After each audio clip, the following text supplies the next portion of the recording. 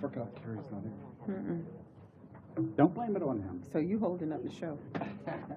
As usual. I was waiting for the fancy music to stop.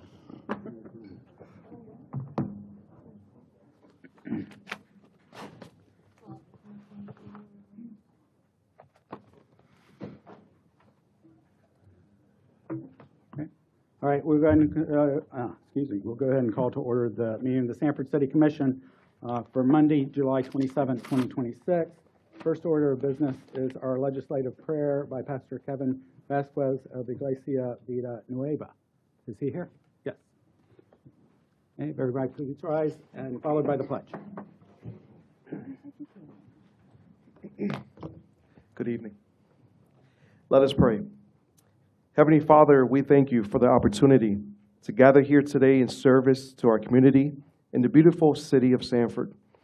Lord, we lift up our city leaders, city commissioner, staff, and all present. Grant them the wisdom, discernment, and integrity as they make decisions that impact our neighborhoods, our families, and our future generations. And Father, we recognize the diversity of this community, people from different backgrounds, cultures, and experience. Help us to work together in unity with mutual respect, understanding, and seeking the common good for all. We pray for every family in our city, for peace in our homes, safety in our streets, and opportunity for our children. Strengthen those who serve daily to make this community a better place. And Lord, guide the conversations in this meeting. Let truth, fairness, and compassion lead every discussion. Father, remind us that leadership is service. May every decision made here reflect a heart to serve people with love and excellence. We place this meeting in your hands and trust you to guide every single outcome. In Jesus' mighty name we pray. Amen. Amen. I pledge allegiance to the flag of the United States of America and to the republic for which it stands, one nation, under God, indivisible, with liberty and justice for all. Thank you, Pastor. Thank you. Thank you, Pastor.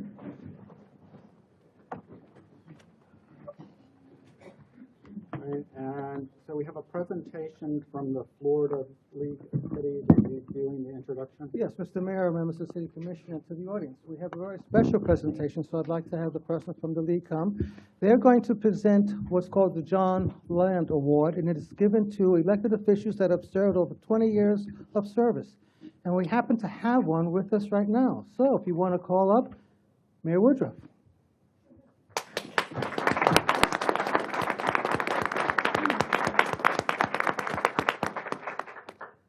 Good evening, Mayor, members of the Commission, staff, and citizens. My name is Erin Alcorn. I am the Member Services Administrator from the Florida League of Cities, which is located in Tallahassee, Florida. And just for the benefit of the audience members who have never heard of the Florida League of Cities, we have served as the united voice for Florida's 411 cities, towns, and villages since 1922. And since our beginning, our mission has remained the same, which is to protect local decision making, because we believe local decisions should be made by those who know their communities best. And so I do want to take a moment to say thank you to the City of Sanford for being a dedicated member of the Florida League of Cities. As mentioned, I am here this evening to present Mayor Woodruff with the John Land Years of Service Award in recognition of his 22 years of service to the City of Sanford. This award was named after Apopka Mayor John Land, who served his city for more than 60 years. And so this award recognizes elected officials like the mayor for such extensive and dedicated years of service to their communities. So if I may read the resolution. It says, whereas America's municipal governments have long relied upon the leadership of their citizens for local self-government, and Florida's municipal governments share the time-honored role as the level of government closest to the people, and whereas this reliance places extraordinary responsibilities upon citizen legislators, our municipal elected officials, who make significant sacrifices of their time and energies on behalf of their citizenry, making this commitment a true labor of love. And whereas municipal leaders strive for excellence in the governance of their city, town, or village, and commit themselves to providing quality services, governing effectively, and working to improve the quality of life, and whereas several terms in office are a high compliment voters give to an official, And with these years of experience comes a strengthening of wisdom, discernment, and strong leadership skills that bring tremendous value to the municipal governments of Florida. And whereas Art Woodruff has held office in the city of Sanford for 22 years and is recognized for this achievement. And if I may add a note, I had the chance to speak to the mayor earlier this evening and learned that he is also a public servant as a teacher here locally as well. And so I think it's remarkable to know that he is serving the public in so many ways. And so on behalf of the Florida League of Cities, congratulations on 22 years of service.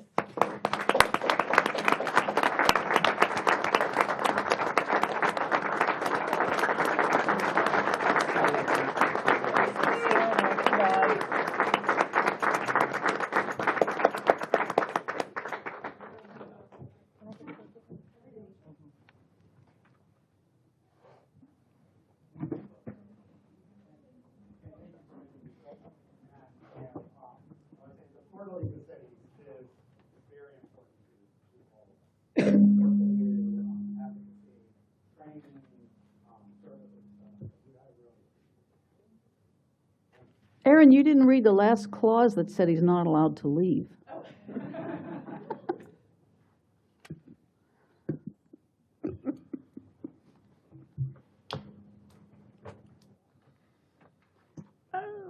Well done there. Well, thank you.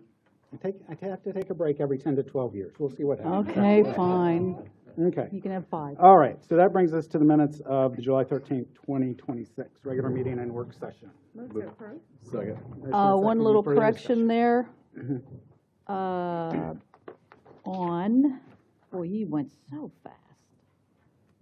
Work session or regular meeting? Page 10, I'll get there.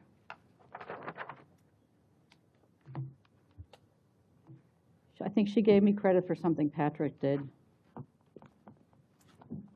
There was a Austin Thomas switch in there somewhere. Oh, dear. Give it to me tomorrow, and I'll make the correction. And if you could, there's a section where Mayor Woodruff was observing that preserving every available financial option, blah, blah, blah. I think you should add, Commissioner Britton made some great suggestions about adding videos when we're talking about promoting the fire fee. Okay. And that, I think that should be in the minutes. Absolutely. Thank Can you. make that adjustment. Okay, good. And that was regular meeting? That was the work session. Perfect. Thank you. Okay, so, is the Other- motion with those Motion with those changes? corrections? So And- moved. And the second? Second. All in favor? Aye. Aye. Any opposed? Passed unanimously. Regarding speaking before the commission to facilitate public input, if you plan to speak on an item, we would appreciate it if you fill out the yellow form that you will find at the back, and it will be brought up to me. The public will be given an opportunity to speak on any item before the city commission during the regular meeting. Before the consent agenda, I'll check to make sure if anyone wants to speak on any of those items during public hearings. Before a motion is made, there will always be an opportunity for public comment. During regular items, if you have not filled out the yellow form, if you'd raise your hand when we get to that item, you'll be recognized. There's a 3-minute time limit for each speaker on each item, except a person representing an organization and presenting its views during a quasi-judicial hearing will be allowed 5 minutes. Citizen participation takes place after public hearings, and the individuals can address the commission on any topic not on the agenda. There's a 5-minute time limit for citizen comments. Okay, so, does anyone in the audience wish to speak on any of the items on the consent agenda? See no one, I'll bring, oh, yes ma'am. On the consent agenda?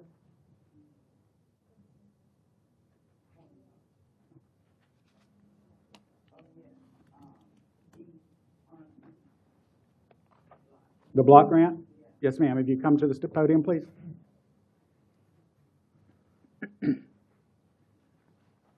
Good evening, everyone. My name is Lovely Beeman, and I live in Oviedo, Florida, born and raised in Sanford, Florida. My family, the majority, is still in Sanford, Florida. I'm here to plead the cause of the poor, the homeless, the low income. I saw at the meeting that they had eliminated the 2% that had been previously allotted to the homeless. I work out with the homeless weekly, and there is a crisis out there with homeless people living in the woods, can't find affordable housing. The Lord told me to link them up with the resources. The SALT had washers and dryers and with the showers for them to bathe in.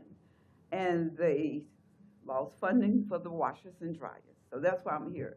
They lost funding for the transportation for them to get to Harvest Time, where they moved from on 13th Street. They're on 2nd Street. I mean, they're just widespread from Lake Mary to Midway. It's so many homeless people out here. This is a crisis.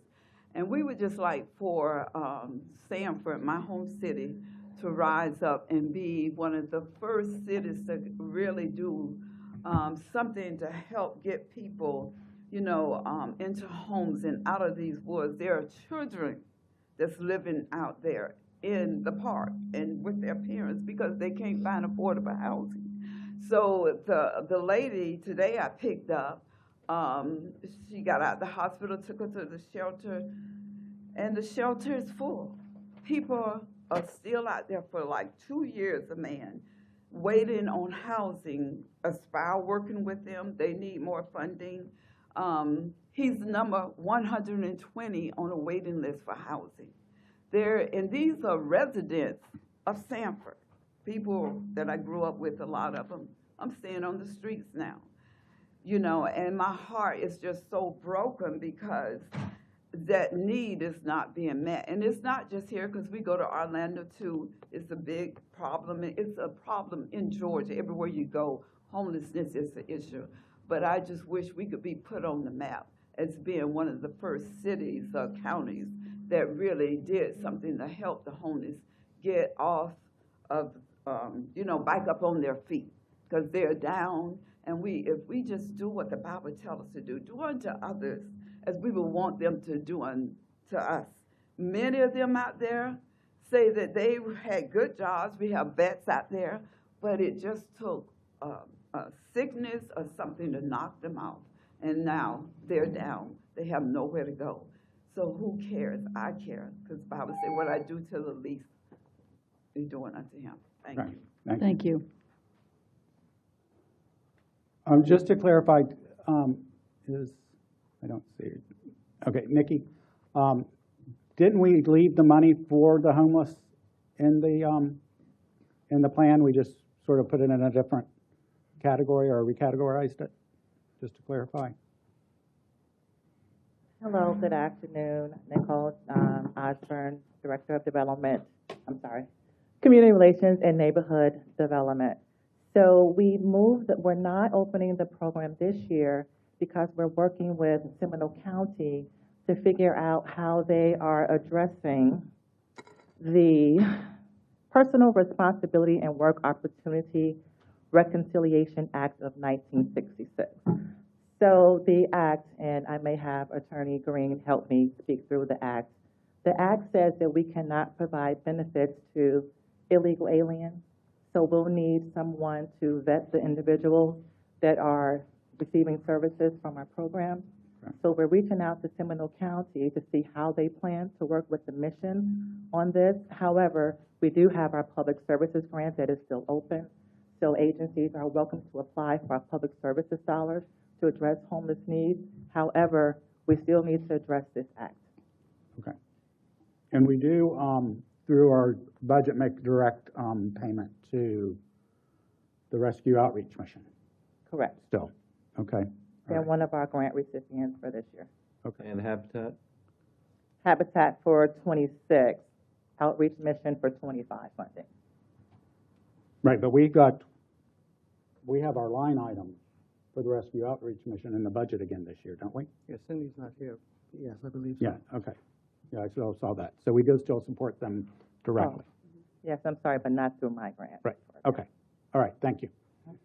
Mr. Mayor, can I add, the city of Sanford does already a good job, because We are the only city in Seminole County that has a mission. We have 2 of them. We also have 2 health departments, and we have public-private partnerships that help to build affordable housing. There are 2 in my district, and also as well in District 2 with Commissioner Wiggins that assist with affordable housing.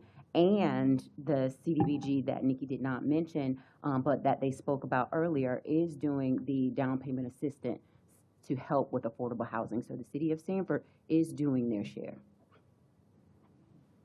Right? Okay. Is there anyone else that wanted to speak on? Yes, ma'am.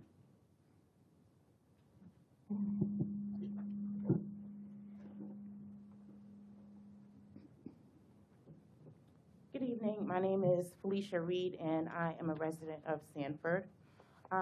First, I would like to begin by just commending the job that the city has been doing and all of the related organizations that strive on a daily basis and try to ensure that our city residents are well taken care of and that there's legislation being passed so that no one is left on the outskirts.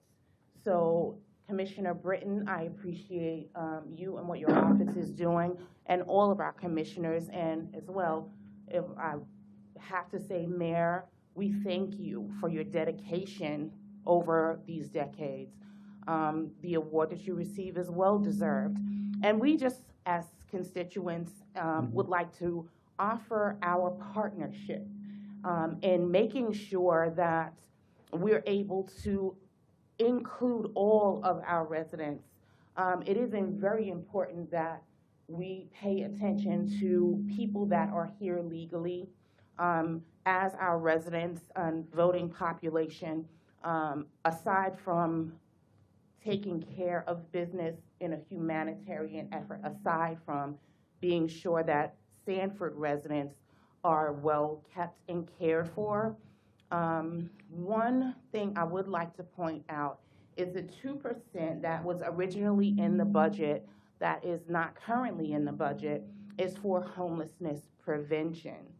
And I point that out because we know that that is a real problem, especially with the community, all communities experiencing massive inflation, rising costs of all of essentials, right? Food, housing, childcare, all of the essentials that we need in order to thrive and have the community, our community members thrive. However, there is a substantial portion that are already on the outskirts and already not within that 2% because they don't have homes for us to help prevent them from losing. So I just, come before all of you with an open heart and an open mind, stating that we really, as citizens of Seminole County, citizens of Sanford, we are invested in doing our part as people that are in the trenches outside every day and ensuring that we're communicating and that we're doing our best to be good citizens in order to help our leaders be able to help our least. Thank you. Thank you very much. Is there anyone else that wanted to speak on an item on the consent agenda? Okay, I bring the consent agenda to the commission for action. Yes, Consent. Mayor, I have one. I don't need to pull them all, but I was just concerning how on item H is different from I and J when it comes to the hydrants. If the repair is $53,000 and then a full, a brand new one is $65,000, I was just wondering about the cost. Okay, then let's pull those. Okay. Mr. Mayor, I'd like to pull item H, I, J, and K. Okay. So we have a motion on A through G and L through R. Move to approve. Second. All in favor? Aye. Aye. Any opposed? Passed unanimously. Mr. Johnson?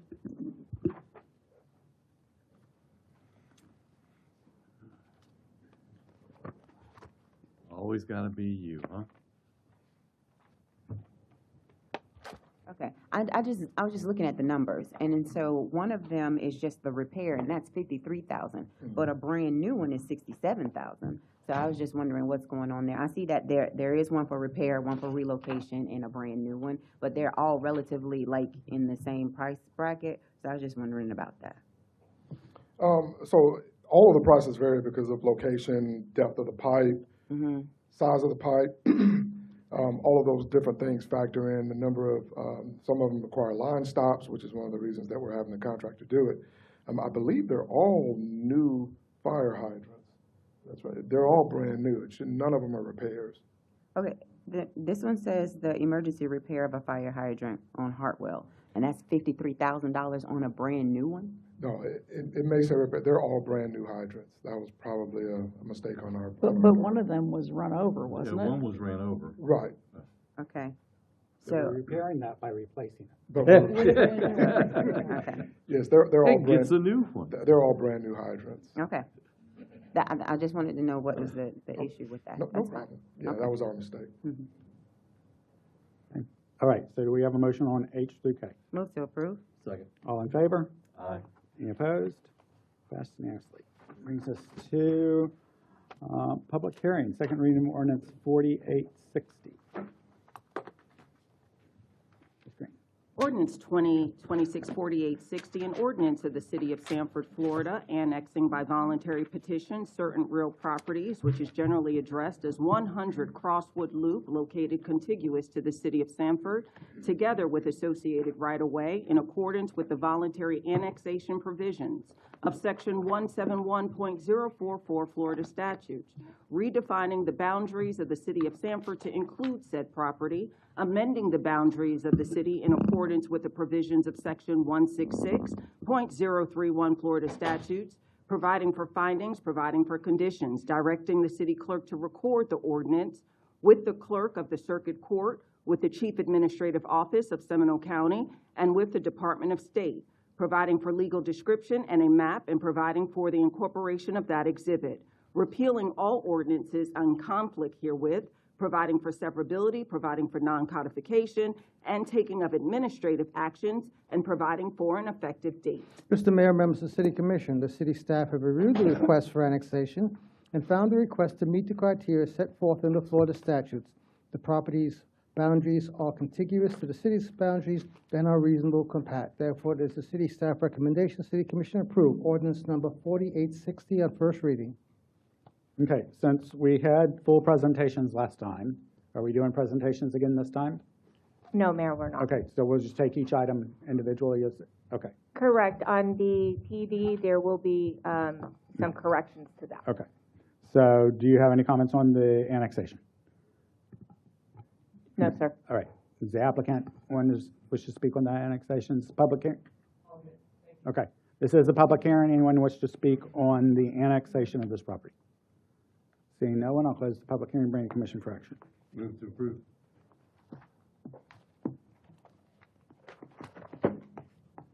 Second. A motion, a second. Any further discussion? All in favor? Aye. Aye. Any opposed? Passed unanimously. I forgot to mention at the beginning of the meeting, Commissioner Wiggins will not be here this evening. He's traveling with his family. That brings us to the second reading of ordinance 4861.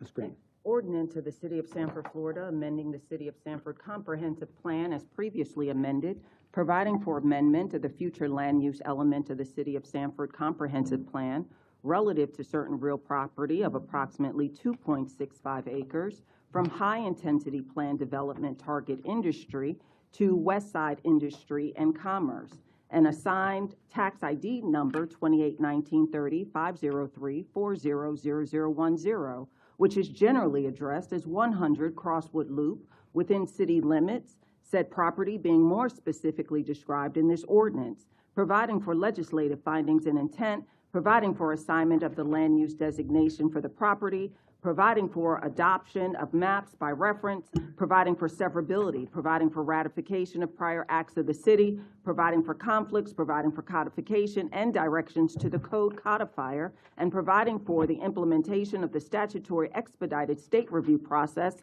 and an effective date. Mr. Mayor, members of the City Commission, the city's Planning and Zoning Commission voted to recommend that the City Commission adopt the small-scale comprehensive plan amendment to convert future land use from high-intensity planned development target industry to west side industry and commerce, and therefore it is the staff's recommendation City Commission approve ordinance number 4861. Mr. Mayor, I believe they need to be sworn in. Not until the next one. We're Thank not you. on that one yet. Right, okay, so anything on the No, Mayor. comprehensive, anything from applicant on comprehensive plan? Okay, this is a public hearing. Anyone in the audience wish to speak to the comprehensive plan change? Okay, see no one, I'll close the public hearing, bring it to commission for action. Move to approve. One question. On the recommendation this time as opposed to last time, there was a comment last time about the one commissioner on planning and zoning saying no and quoting some of the future land use amendments. That statement was removed this time. Was there a reason for that, or just didn't seem as relevant this time? The statement was removed from the staff report? Yeah, and the staff and Planning and Zoning Commission recommended the City Commission adopt the comprehensive plan amendment, period. Yeah, I think it just didn't get carried forward. Okay. But it still stands that the commissioner was. Okay, just checking on that, thank you. And those are the only questions I have for you. Okay, so I think we need to start over. Any motion? Patrick did the first motion, we But did the second. we never got a second. So Commissioner Austin, you still have the motion? I do. Okay, do we have a second?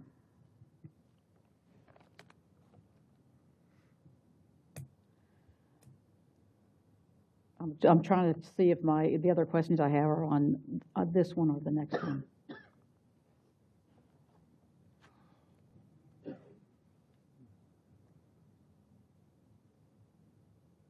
Do I need to pass the gavel? Possibly not.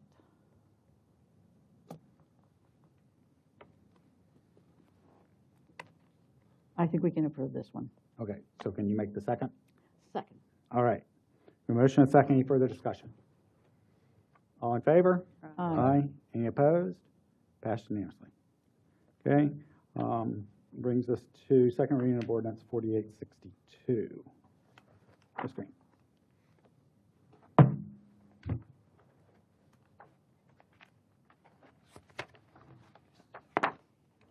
An ordinance of the City of Sanford, Florida, providing for the PD rezoning of a parcel of real property totaling approximately 22.22 acres in size, located at 100 Crosswood Loop by Seminole County property appraisers, the following tax parcel ID numbers 29193050340010, 16193005AC 400960, 16193005AC 400960A, 16193005AC 400960E, and 161935AC 400870, 1619-5AC 40087A, 1619-35AC 40087C, which property is located within the Sanford city limits to establish the Royal Palm at Crosswood Loop PD,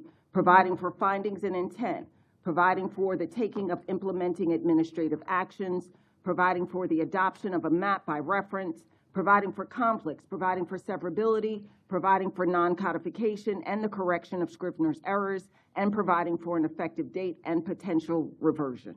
Mr. Mayor, members of the City Commission, the city's Planning and Zoning Commission voted unanimously to recommend that the City Commission adopt the ordinance number 4862. Okay, this is quasi-judicial. So let me read this, and this will apply both to this item and to the next item. Okay. When an agenda item involves a quasi-judicial process, commissioners must disclose all ex parte communications, including the name of the communicator and the time, place, and substance of the communication. Written communications Commissioners' investigations, site visits, and receipt of expert opinions must also be disclosed and made a part of the record. Persons who have opinions contrary to those expressed in an ex parte communication may refute or respond to the communication at the hearing when they make their presentation. In a quasi-judicial process, parties to the proceedings are generally the city and the applicant. Others who have legal standing to appeal the decision can also request to be recognized as a party.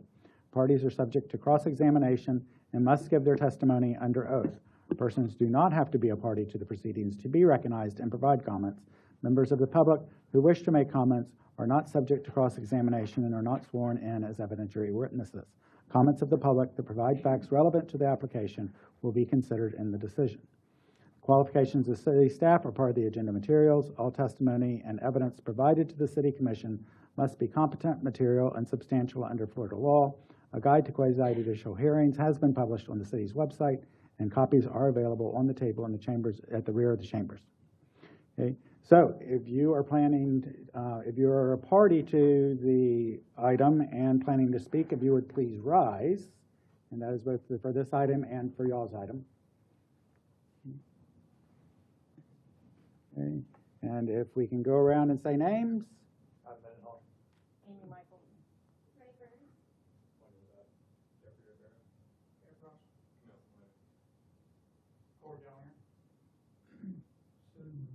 Okay, if you could raise your right hand. Do you swear or affirm that the testimony that you're about to give in the matters now at hearing will be the truth, the whole truth, and nothing but the truth, so help you God? Okay, thank you.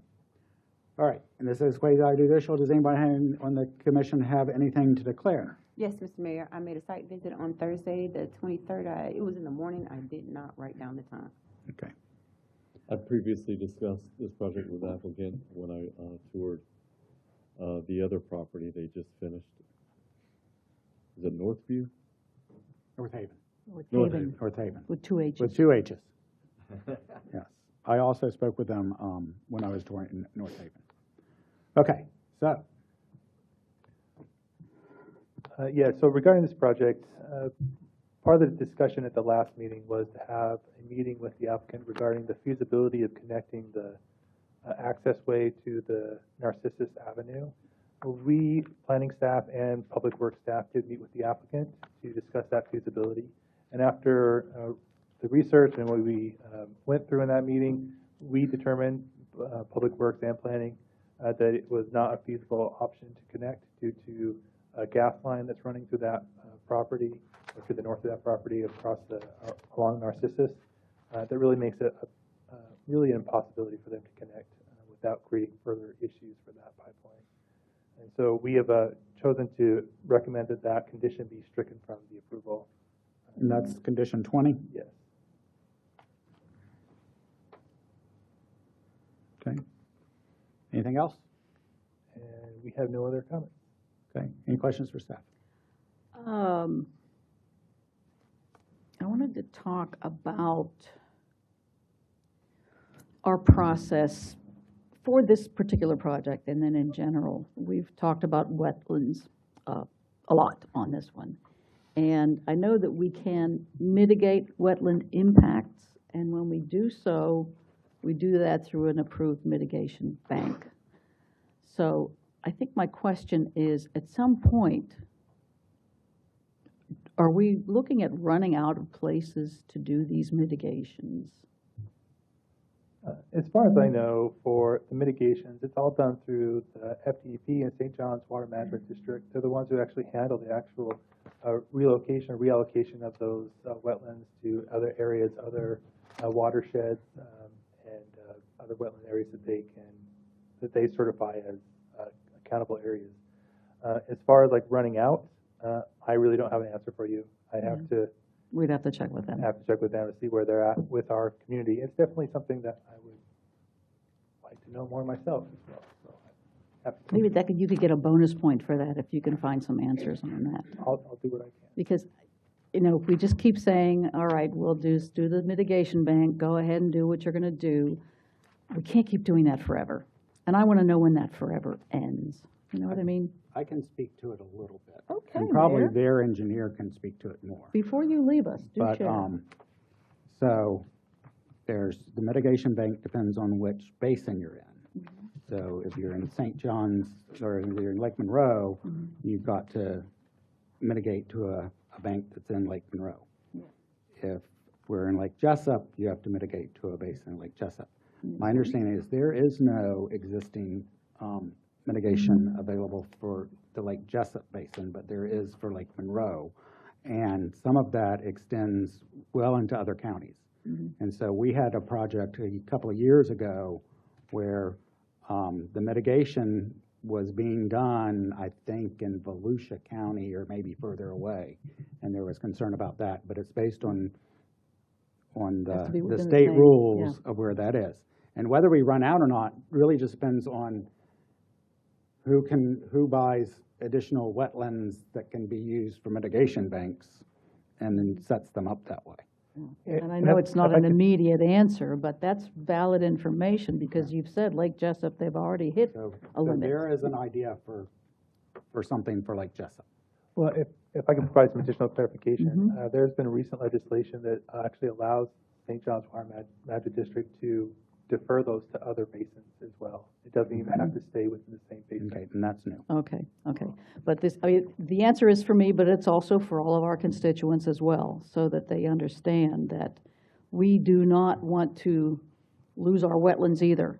And we're not going to always say, yes, let's mitigate this without that definitive, yes, there's a place to do so. Right, and currently in our comprehensive plan, we actually require development to be based solely on the upland areas.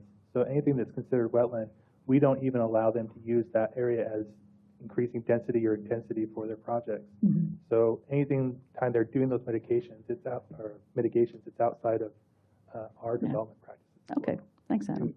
Since you brought the topic up, I used to be very against this whole mitigation thing, because basically you're saying you can destroy these wetlands if you don't destroy these wetlands over here that you weren't ever going to destroy anyway. Right.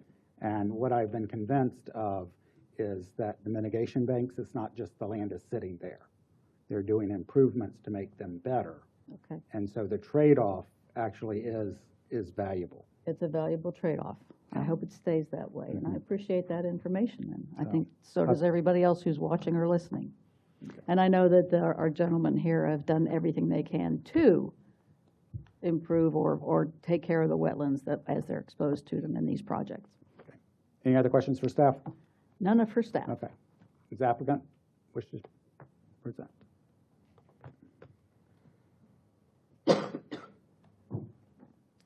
Good evening, Mayor and Commissioners. Eric Rosh with Inspire Placemaking here on behalf of Royal Palm Company. And we were here just 2 weeks ago. We got some really good feedback. I think it was pretty clear there were some outstanding questions, particularly as it pertained to wetlands and some of the other matters. So we do have our full team here available, subject matter experts, to talk through any of those types of issues. I have a brief PowerPoint, just one slide per issue, kind of summarizing the things I thought we heard last time. I want to make sure I came back prepared and kind of walked you through that. So there was a question on public outreach. There was one on wetlands, the traffic generation rate, landscape byland plantings, and then access to Narcissus, which I think staff did a really good job of covering our previous meeting with them. So we did reach out to the property owners that are immediately adjacent or opposite the ditch. There was multiple notices sent, spoke to all 4 of those property owners throughout this process. We had one attendee at the CAP meeting, which was the gentleman to the north. We had one attendee at the P&Z meeting, which was the gentleman to the southwest. But we've spoken with all of them. We had no speakers, if you recall, at our last meeting. Just want to make sure you know that we took that really seriously in talking to those residents adjacent. In terms of the wetlands, I think we covered this just a little bit in some of the discussion with staff here. There's 2 wetlands identified. Wetland 2 is the smaller one on the eastern side. That one, we believe, was a result of previous construction activity.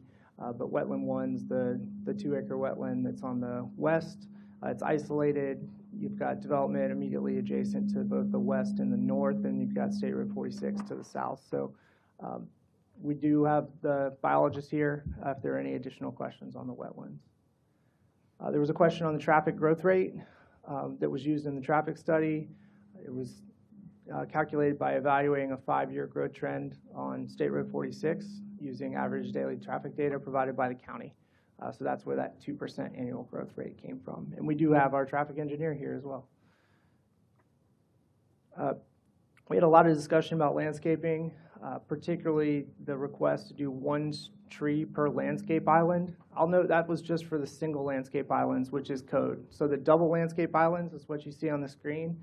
Those are all proposed to have 2 trees. So we would just suggest changing the language in the deviation to require us to do the 2 trees per double landscape island, consistent with code and consistent with what we're proposing.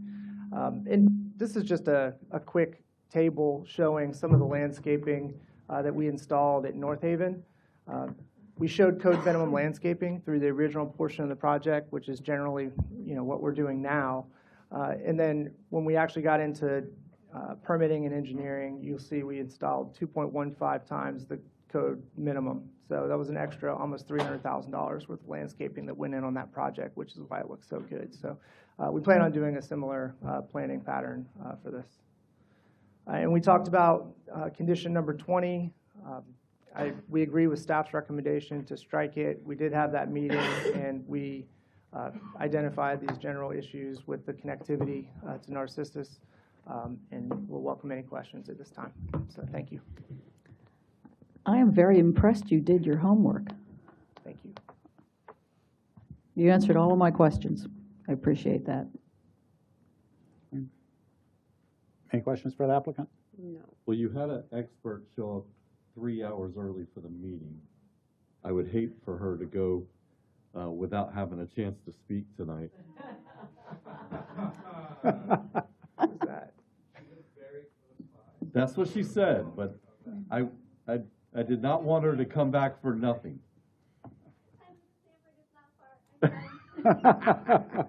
You sure you don't want to say a few words? Okay. Okay. All right. We're okay with the landscaping and on the islands, parking islands? Yes, I think it meets the intent which we were trying to get to anyway. Okay. And can you just confirm for me which condition with regard to the trees so I can accurately reflect where that change is to be made? I know you said 14, but I wanted to make sure. Looks like it's number 14. It's 14. Okay, thank you. Wait, am I looking at the right list? Because my 14 is parking in front of garages proposed parking spaces. that are stacked in front of garage buildings.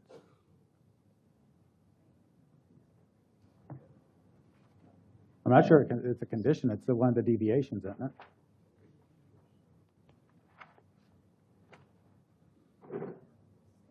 What's the 14 for the deviation?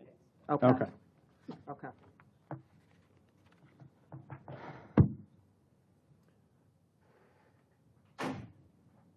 Is there anything with regard to the conditions that speak to the trees so that I can accurately reflect that with regard to conditions, or is it only mentioned in the deviations?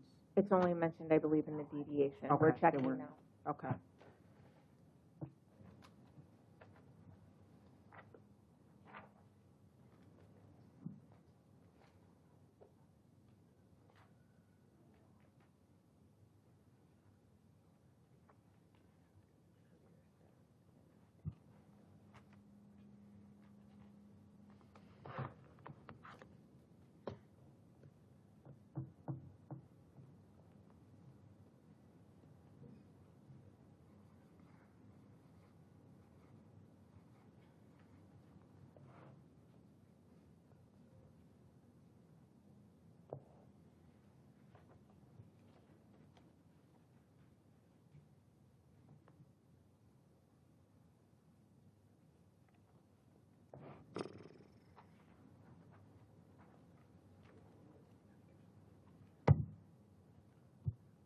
It's just in the deviation, it's not in the condition. So with regard to conditions, the only changes should a motion be made will be the striking of condition 20.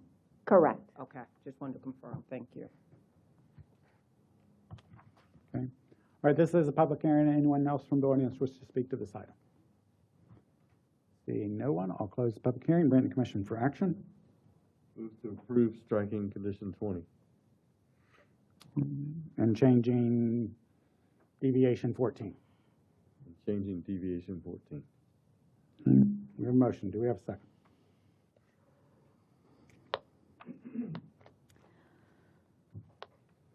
I will second. Okay.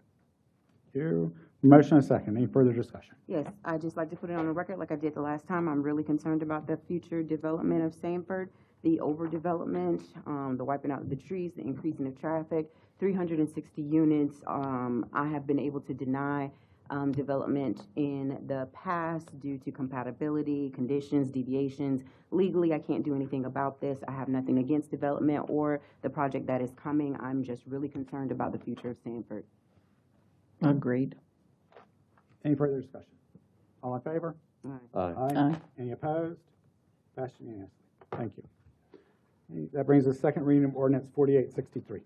An ordinance of the City of Sanford, Florida to amend the North Park Plan Development, a real property site totaling 1.37 acres in size, which is generally addressed as 3848 Enterprise Way within the city limits, to establish indoor vehicular dealer sales as a permitted use, providing for the taking of implementing administrative actions, providing for the adoption of a map by reference, repealing all conflicting ordinances, providing for severability, providing for non-codification, and providing for an effective date.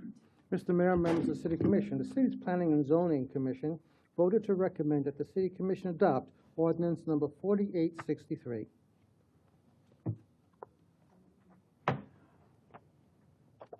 This is quasi-judicial. If anyone has anything to declare. None. Okay. All right. Staff? Planning staff does not have any further presentations or information regarding this. Okay. Does the applicant have any further presentation or?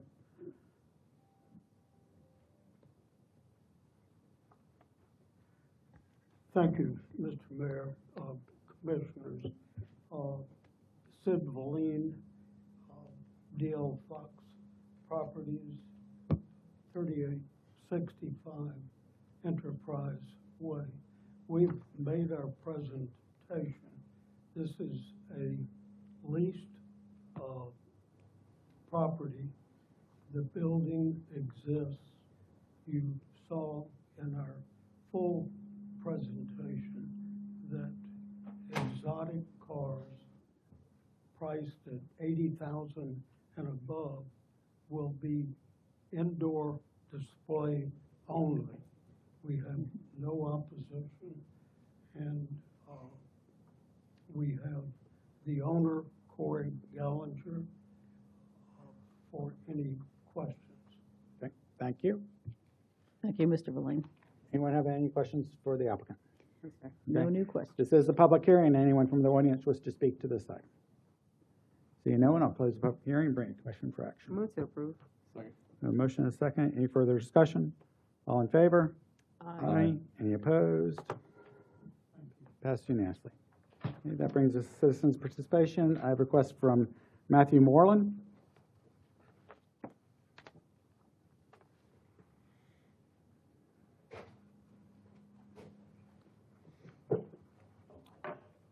Good evening, Mayor, City Manager, Attorney Green, City Clerks, and Commissioners. My name is Matthew Moreland, and I reside at 1130 Windsor Lake Circle. I have lived in Seminole County for 40 years, and Sanford specifically for 23 of those years. I'd like to address the potential ramifications of the amendment currently on the ballot for November for the state concerning property tax reduction. While this may save us homeowners some money every year, many of us are worried about what happens after that. We obviously want the city and county governments to be able to continue to provide the services that our communities currently enjoy, those that keep our property values in Sanford as high as possible. The fearmongers want us to believe that the police and fire services will suffer if the amendment passes. From my understanding of the amendment, these services cannot be affected by the revenue cuts. The uncertainty of where the additional funds will come from for everything else that the city needs money for is on the forefront of many citizens' minds. After contacting my current district commissioners for the city and county, as well as a one-on-one conversation with my state representative about this issue, I have concerns. My state representative is encouraging saving money by cutting wasteful spending in order to lessen the amount of funds needed to offset the revenue lost from the property tax cuts. After briefly looking over the city budget, there really isn't a lot of cuts to be made, in my opinion, here. Although items like lending out money that may take 30 years to recover isn't the best way to keep our city funded and keeping reserves at a proper level, in my opinion. This leaves us in a position where the Sanford residents are seemingly going to have to fund the rest of the shortfall through other fees and taxes. All that I would ask is that if the amendment passes, the state amendment passes, I would like that all residents of the entire city to have to fund the shortfall. If possible, the homesteaded homeowners should possibly have to pay less of that money than those that have numerous rentals and monetize by owning multiple properties in our community. The whole point of the amendment for the state, up for vote in November, is to help homeowner affordability. If that results in higher rental fees, so be it. Those multiple resident owners are already passing along their tax bill to their renters anyway. In addition to homeowners, I believe part of the additional revenue should come from business owners as well. I believe this should all be based on a $1 per square foot basis to make it fair for all to live, own, and have businesses in our city.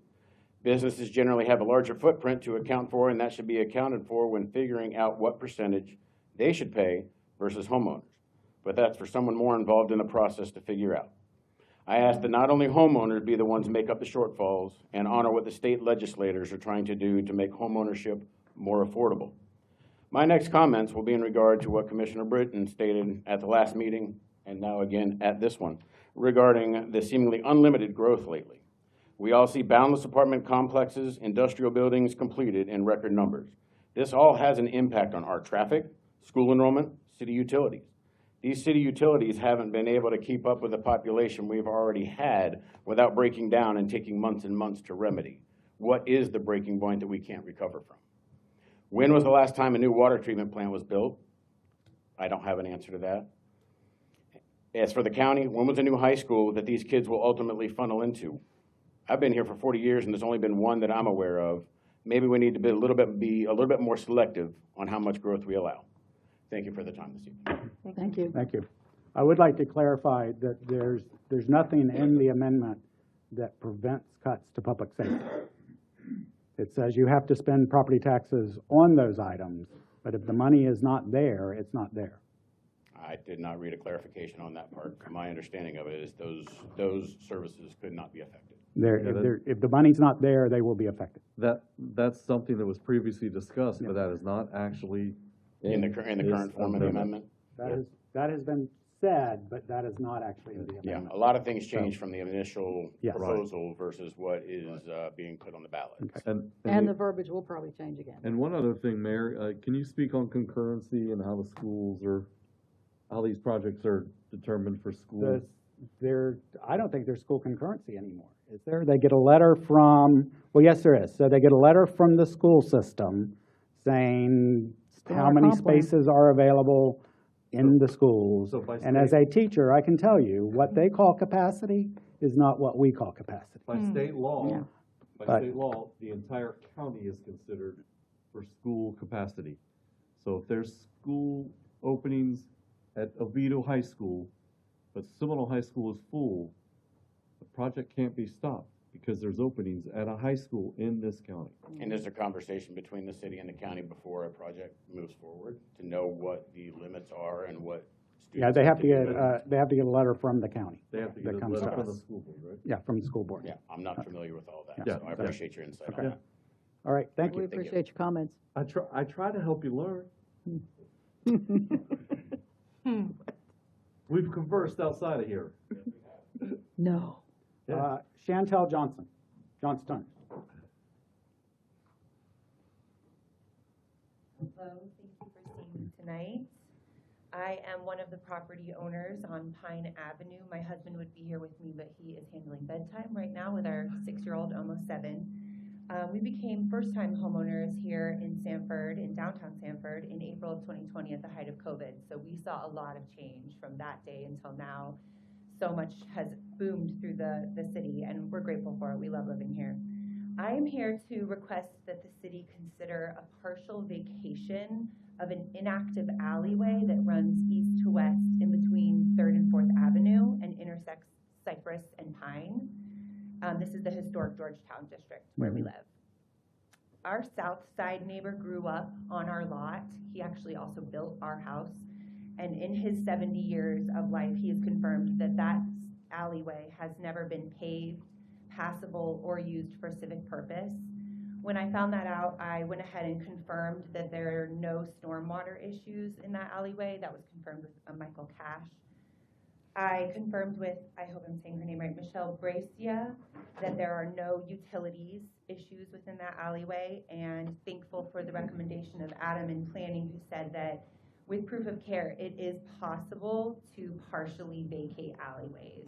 I know this is not often done, as Chris Smith, the planning project manager, did deny our request for a partial vacation.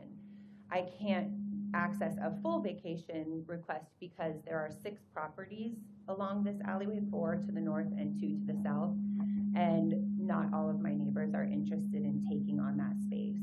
So I do understand that, but I'm here tonight to ask if this can be reconsidered for that partial space, because my neighbor to the north is fully on board with wanting to take over this space. Our main reasons are not only appearance, to open up a space in between our homes would be really awkward, but mostly safety, as our block has a bit of a nuisance corner. If you're familiar with Cypress and 3rd, there are often raids over there. We have migrants that we find sleeping behind our fence in our yard regularly. This was last week, actually, that this happened. And so safety for my home and my 6-year-old and my Chihuahua are paramount. And having that large gap between our properties seems like it could be an area that invites trespassing and also illegal dumping, which is also something that our block deals with. And we've had a sign put up and it's still happening. So there's just, like I mentioned, some nuisances that are taking place in our block. My husband and I are very, very passionate about keeping our home, our neighbors, and our block safe. And we would like to respectfully ask for a partial vacation to be considered. Great. I didn't think that was a staff level decision. So somehow, because when we vacated things before, it always came to us. It does, but right now at this point, the applicant is, Chris was not willing to move it forward because it was a partial and not able to get the support from the other neighbors on there. And so his application just wasn't moved forward. Application was what? Just wasn't moved forward. Oh, okay. Okay, Mr. Mayor, Mr. Bormondo is the Director of Development Services. You've mentioned a lot of names, so obviously you've done a lot of research. If you could get with Mr. Bormondo, and we can see what we can do in the next steps. I would love that. Thank you so much. Okay, thank you. He's the one that has his hand up. Wait, before you Come go back. away. Yes, sorry. Okay, so it crosses from Pine to Cypress or from 3rd to 4th? It crosses from Pine to Cypress in between parallel to 3rd and 4th. Okay. Yes, sir. All right, thank you. Thank you. I appreciate your time. Thank you. And then I have a couple of comments that came via email, unless they are here. Kathy Pipton. Is Kathy Pipton here? And I'll read hers. Code enforcement is out of control. The leadership is directing these employees, is turning the city of Sanford into a police state. How can Tony have these people 24 hours a day walking around looking for problems? One street last week had 18 of the 23 homes receive code violations. Stop letting Tony Raimondo punish the residents of Sanford. You can tell he is not a Sanford resident and does not have our best interest at hand. And Jim Hudson, is he here? Okay. I understand the city of Sanford is concerned about property taxes going away, but to have code enforcement out punishing citizens by using code enforcement to attack residents is out of control. In 1 week, the residents of Randolph Street and Pine Street have had code enforcement walk up and down the street and violate 90% of the residents on the street.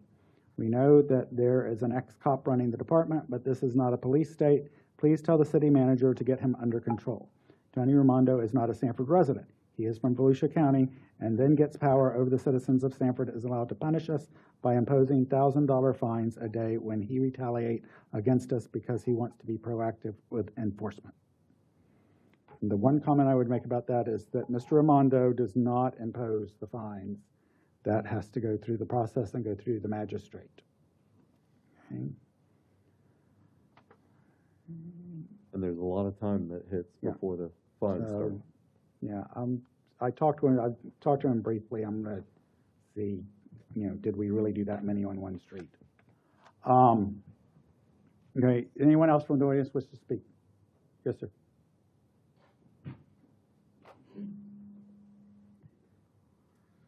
Can I ask a brief question before I start? If I'm addressing, can I speak behalf of a company, my company first, since it is a registered company in Sanford, and then I have a small comment for me as a resident? Or do I gotta combine them both in the 5?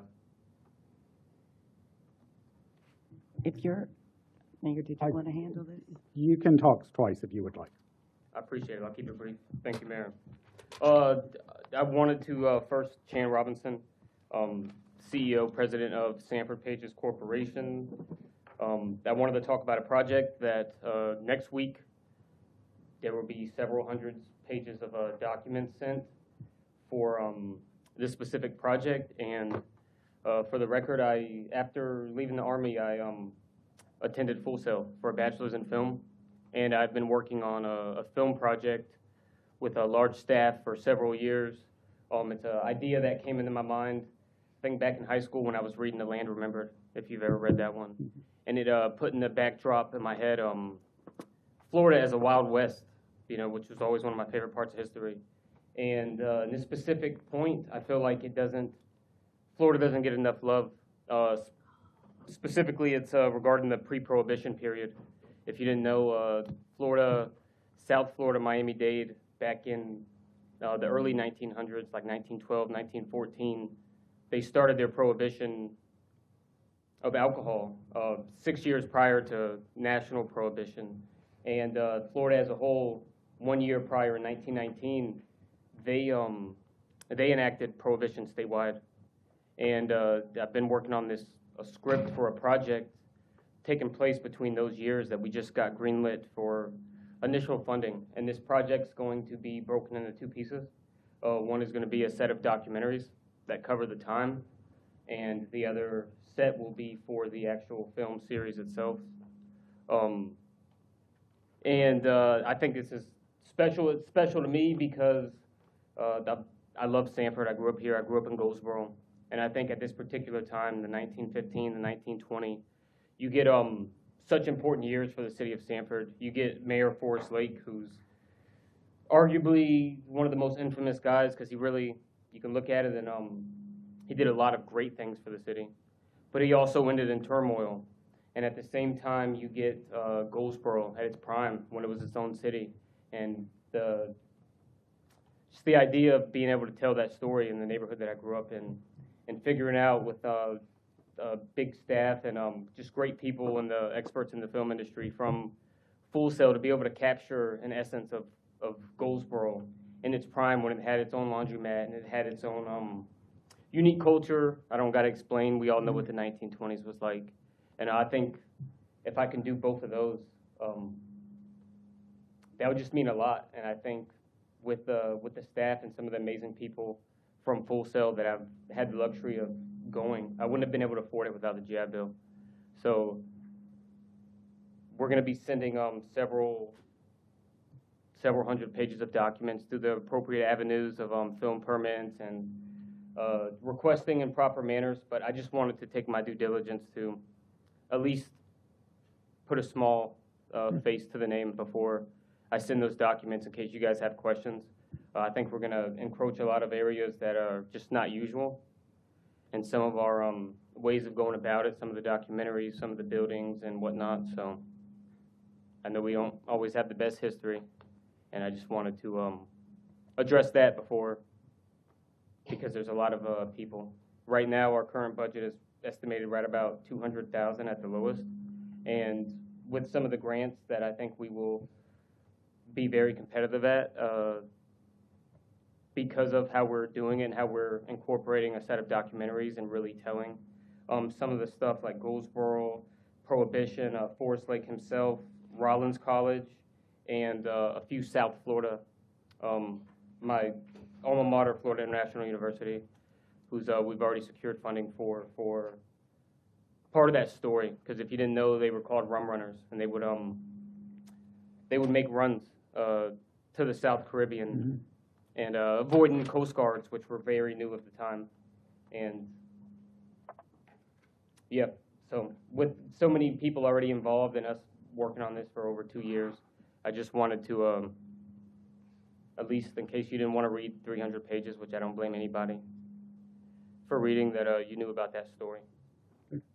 Thank you. And in regards to my personal comment, Chan Robinson, 105 Sandpoint Court, Sanford, Florida, 32773.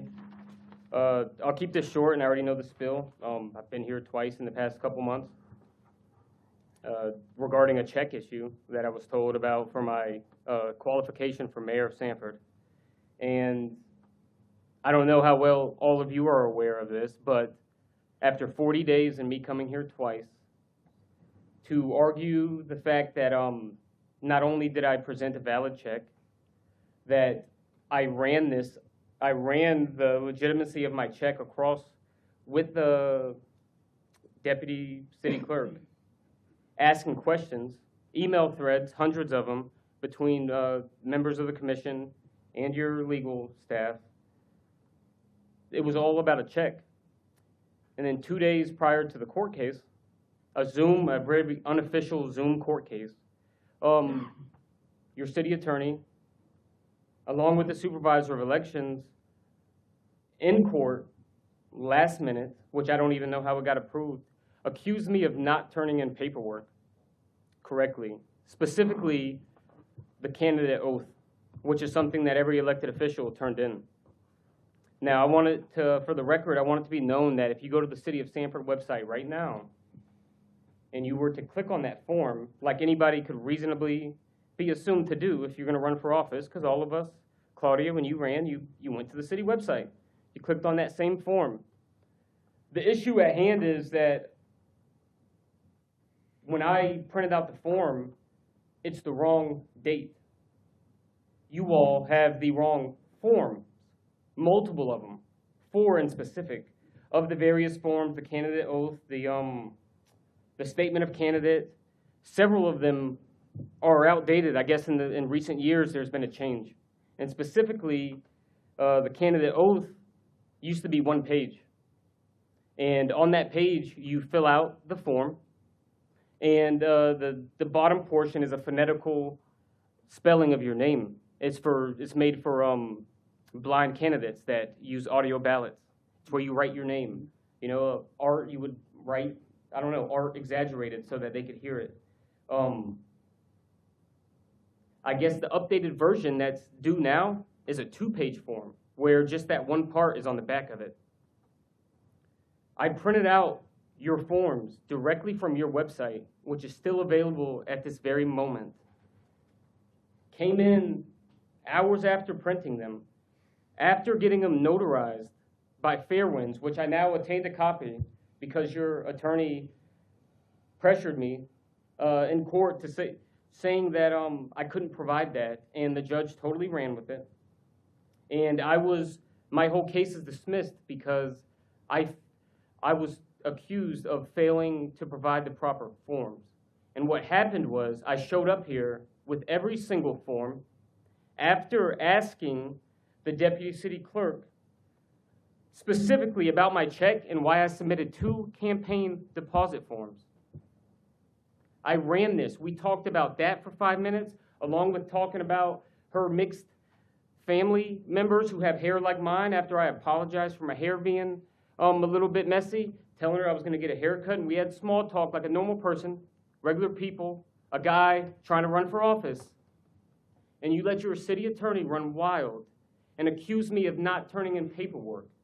When I showed up with the proper paperwork, she had to go to the printer to print new forms. And all of the forms that I came in with, pre-notarized, pre-filled out, ready to do something that I did twice before, turn in 5 forms to run for mayor, as a veteran, as a resident, I get denied. I get told that my check wasn't good after I ran it by you.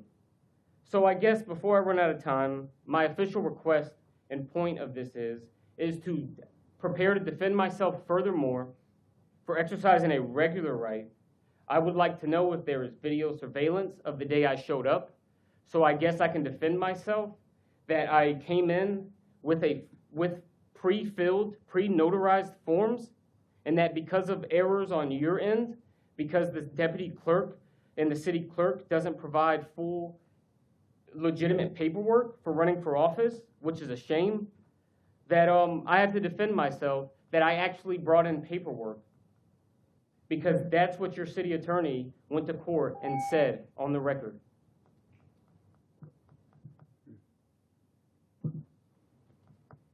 All right, thank you. No comments? No. Mr. Robinson, I will add that if you want to do a public records request, you're always free to do one. So please feel free if you want to submit a Oh, I public do, and records I've done request. several, and this is one of the things that I requested beforehand.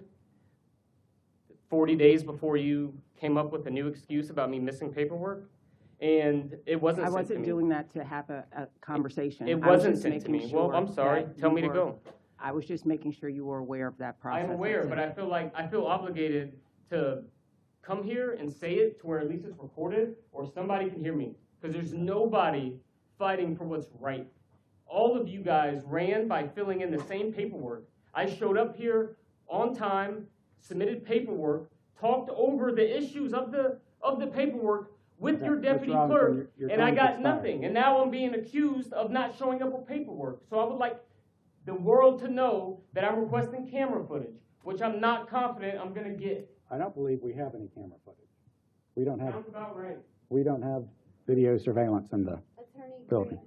is the litigation, is everything completed for Yes, this case? the Okay, so litigation no- is concluded. The orders speak for themselves as to what was the basis for the dismissal and the dismissal of the petition, the emergency motion, everything. As to any camera footage, I will work with the clerk and see if that exists, and if it does, we will fulfill it. And so I just wanted to make sure, anything that sounds like a public records request, I just always like to address it.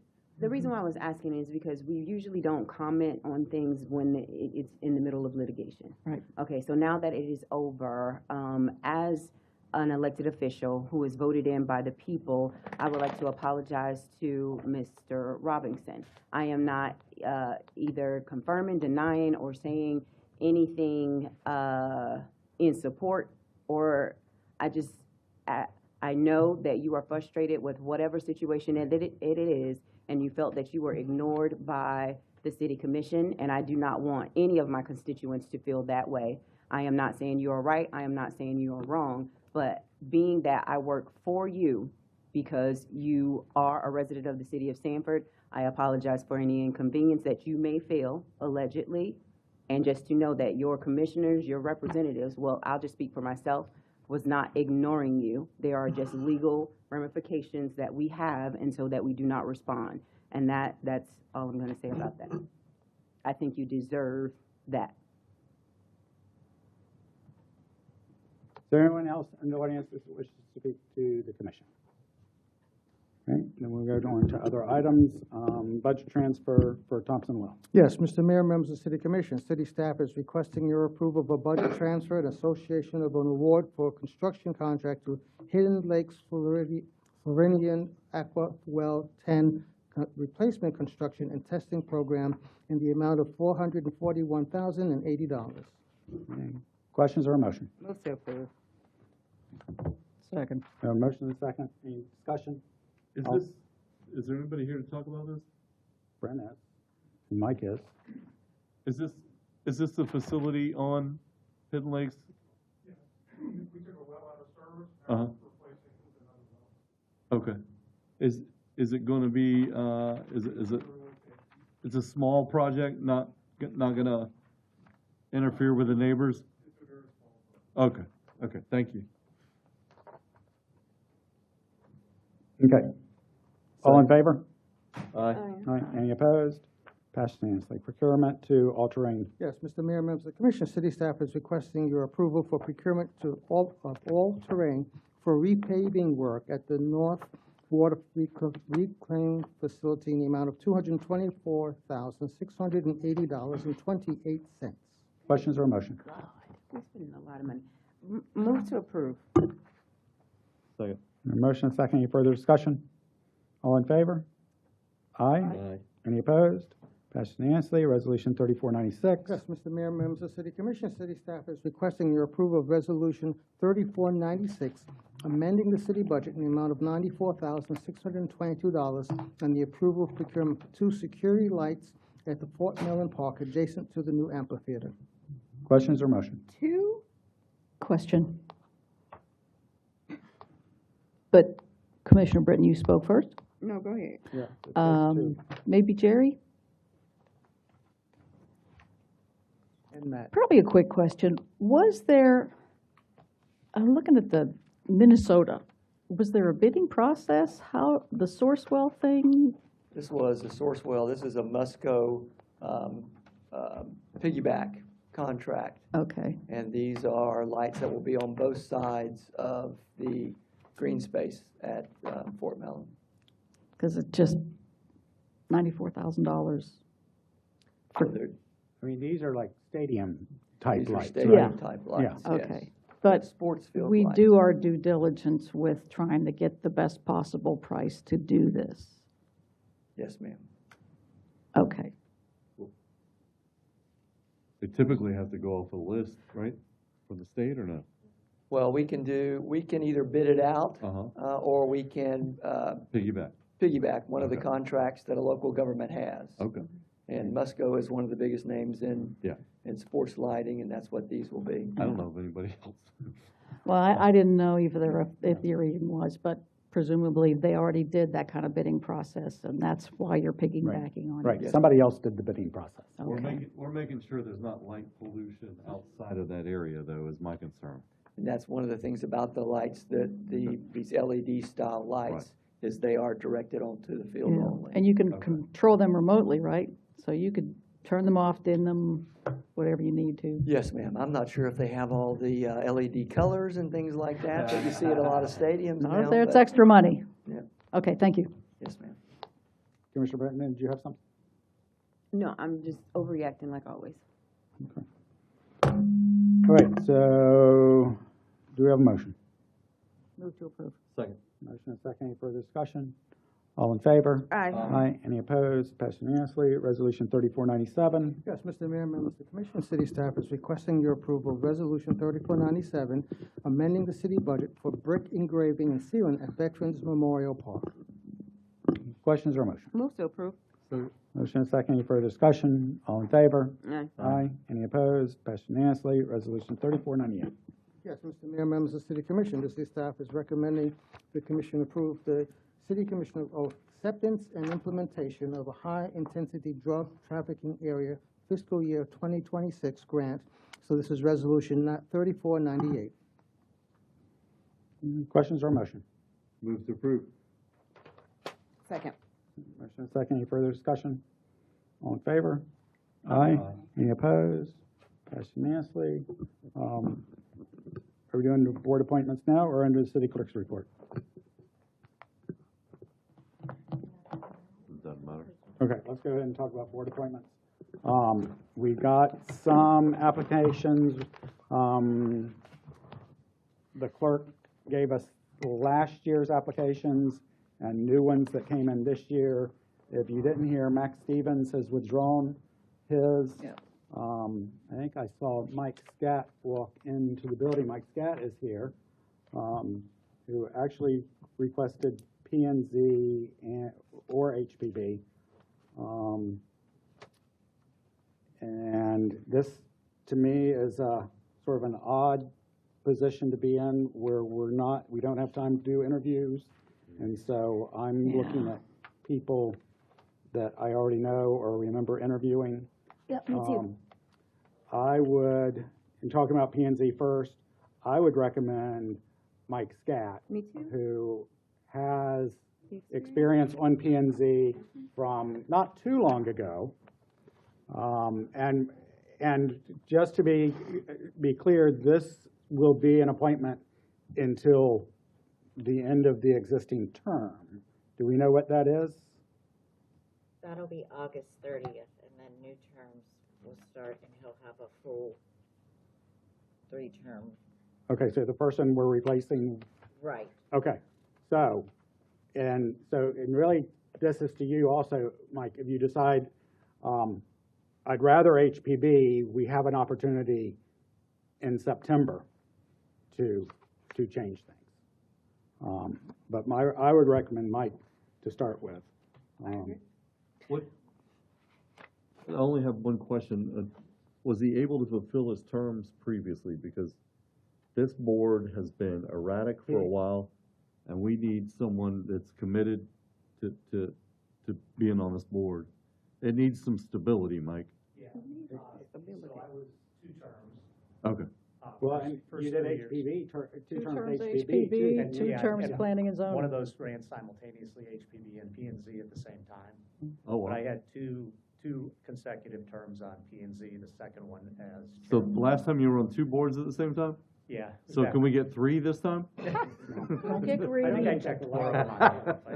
How is Yeah, that no, allowed, though? I don't think wrote it's out- allowed anymore. Oh, okay. I did the whole term, got a city proclamation for my Okay. job as chairman. And I was before him several times on some issues. I hope he and- voted and no. He was, unless something has happened over the last couple of years, he'll do a great job. So in your current life, you can commit to this? Yeah. All right, thank you. Okay. Yeah, and I already checked with him, to make sure he's available August 6th. Yeah, right. Yeah. I can't wait to see what that is. Okay, and so, Move to approve. Second. okay, all in favor? Aye. Any opposed? Okay, and Are we we doing need at least one. She would like to, if we want to make a second one tonight. For Kimberly HPV? Walker? Okay? All right, so make a motion. Move to, Move to approve. Move to approve Kimberly Walker with Commissioner Brennan second. Okay, and wait, just to clarify, clerk. Okay, so Mike would be replacing the one that resigned, yes. right? Mhm. And what's our other vacancy? Were there 2 resignations? I thought there was. There's 2? Okay, there are 2, okay, so it's, okay. I was getting confused with the. Because they didn't have a alternates. quorum last month. Okay, all right. All right, so we have a motion and a second on Kimberly Walker. Yes. All in favor? Aye. Any opposed? Passed unanimously. Okay, and then, do we want to do HPB tonight? Okay. I'd recommend Craig Johnson. Wait, I gotta make sure that is the last name. Yeah, I think that's the, Yeah, that's right. Dr. Craig. yeah, we interviewed him last Right, time. Doctor. Is anyone else here that wants to be considered? Just checking. Craig was in the Citizens Academy. He graduated with me in 2015. Oh, well, then I'm against. Shut up. Okay. He also lives in the Historic District and He is does. an active member of his community. He's a troublemaker. I agree with that. What On the about John record. Stockham?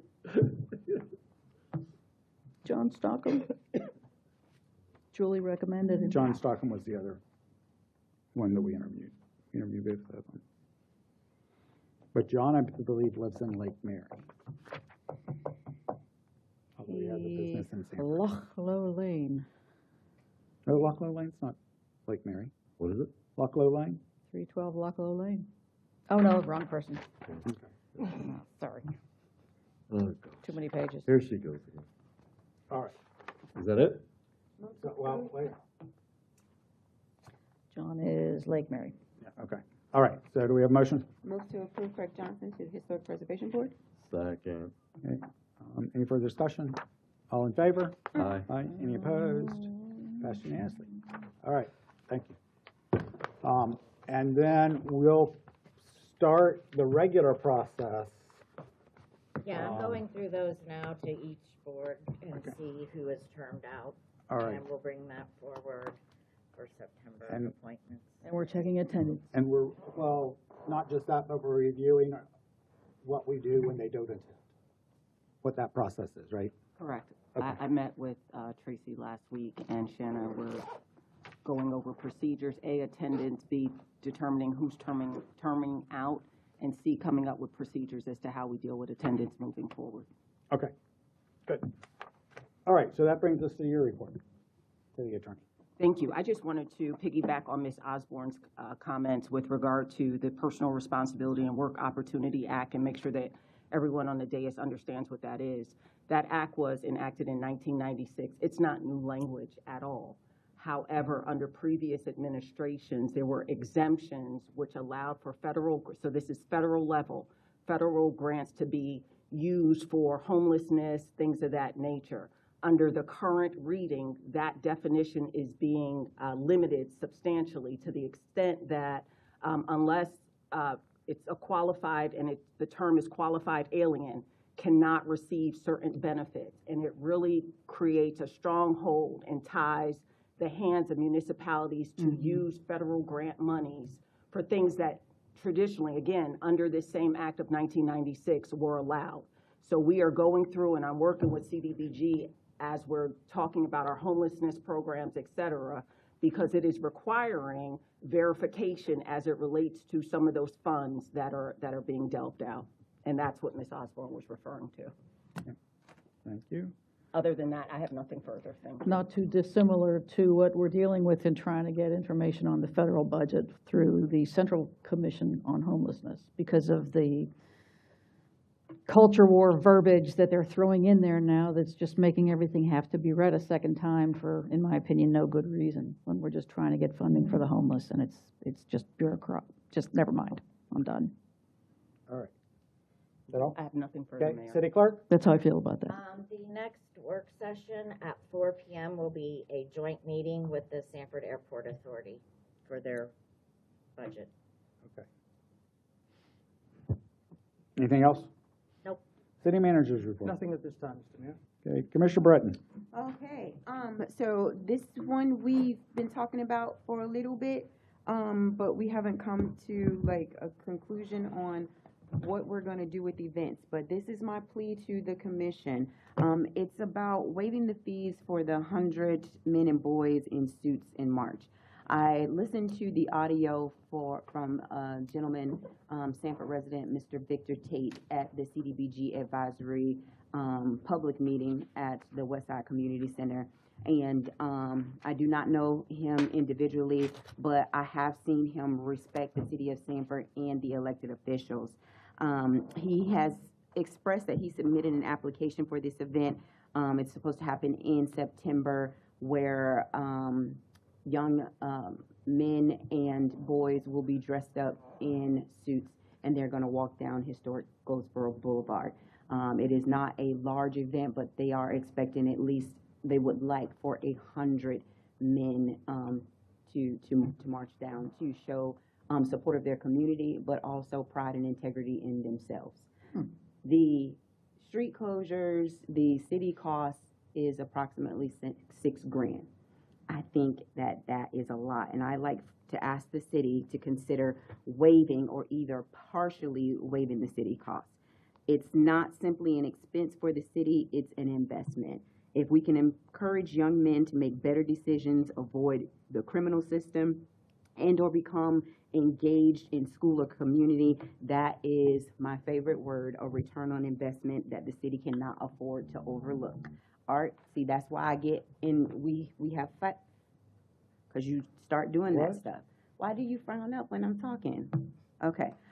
What I appreciate most about the initiative is that you got to watch it, because you just, it's killing me.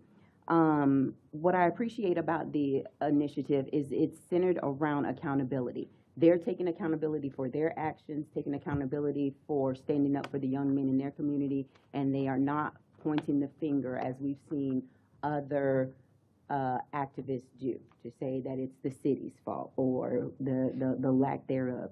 They're saying that they want to be active members of the community, and they're stepping forward to mentor, lead, and create positive change. And that's a big thing to me. Given Sanford's history in Goldsboro, I believe this is an opportunity that we can demonstrate that we value that community and its descendants. We've apologized to them for snatching away their independence. And more than just the blanket this time, we can help to fix and repair relationships with this. Although we cannot change the history, we can choose to invest in our future together. And I think that this is a great way to help build momentum and to say that we support this thing. And when you start seeing young people, and Mr. Tate is not young, but when you see people who want to be involved in this, taking pride, they've got sponsorships of young men purchasing suits, getting things tailored.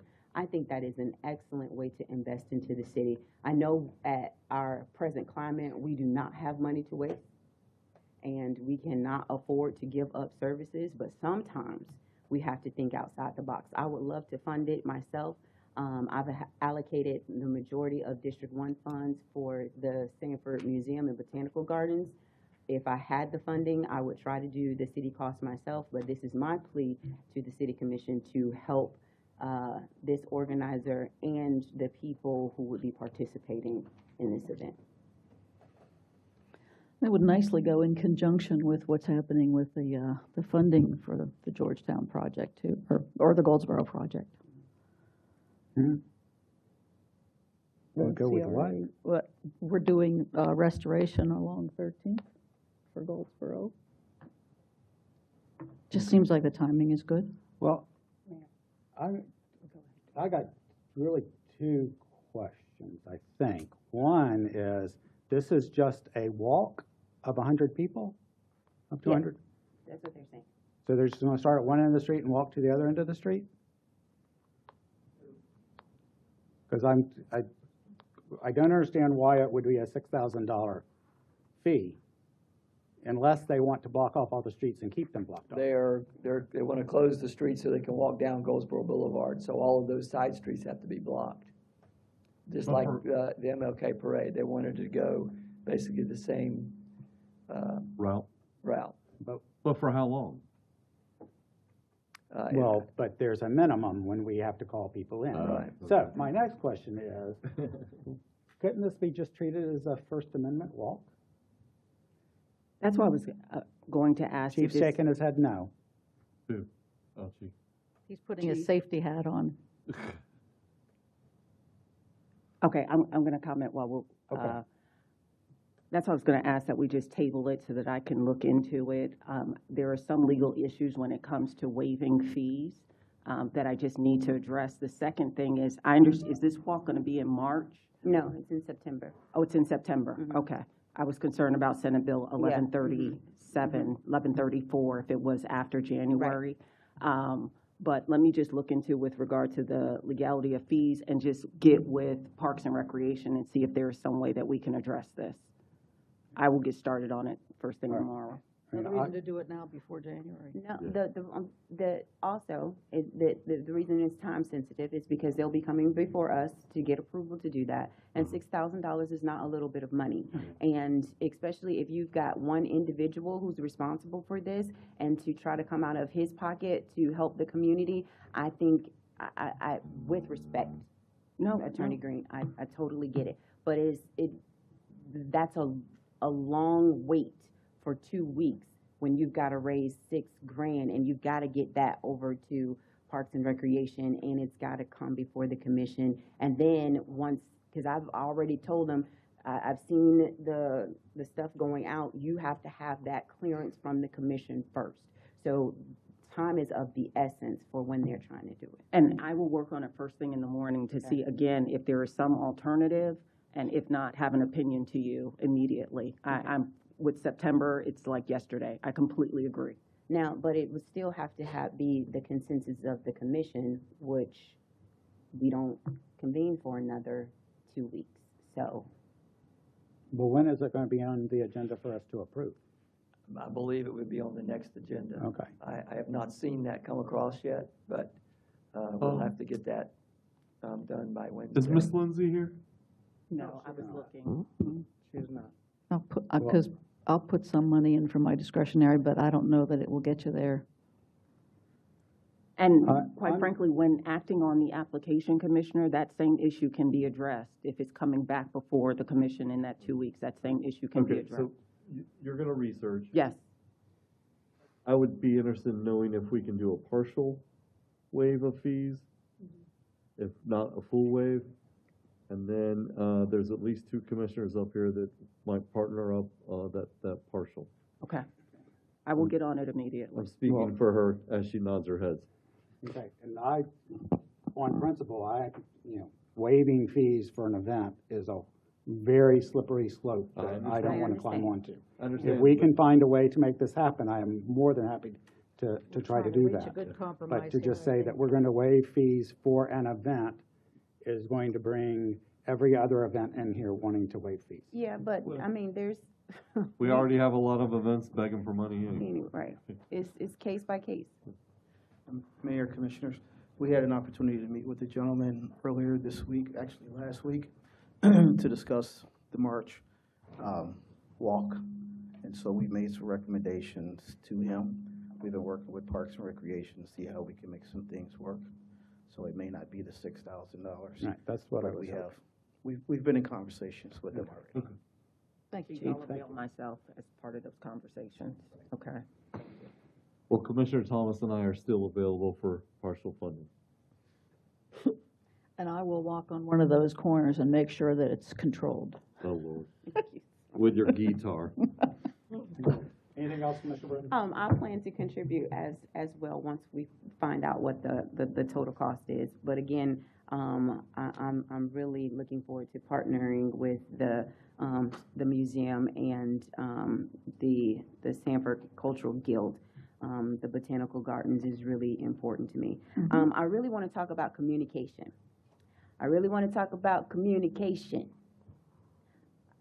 Communication, okay? It is so important. I was truly disappointed in the change in work week. Now, let me put this disclaimer out here in the beginning. I understand the order and that the city manager runs the city of Sanford.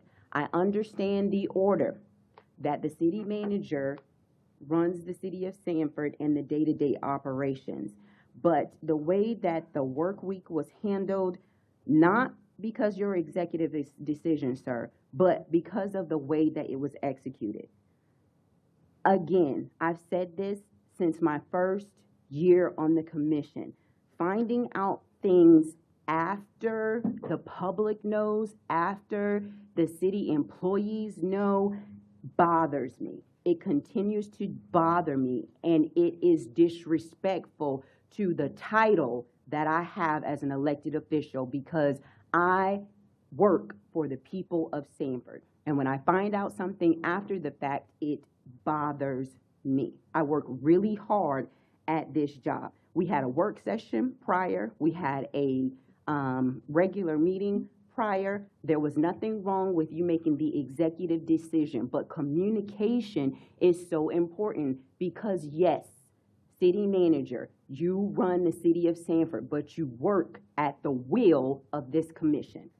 And I am exhausted with having this same conversation with our city manager. I don't understand why it went into effect August 1st. I think that that was disrespectful to our employees. You have many who have standing Friday appointments, who have daycare and other obligations, and for that to be done August 1st was unfair. Yes, I believe that it was important to do because we've been saying it for a while, that these things changed a while ago because of budgets and whatever happened after 2010, but for it to come back and for you to do it just like that and there was no communication, an email or a text message is not good enough. I have a full-time job. We are part-time elected officials.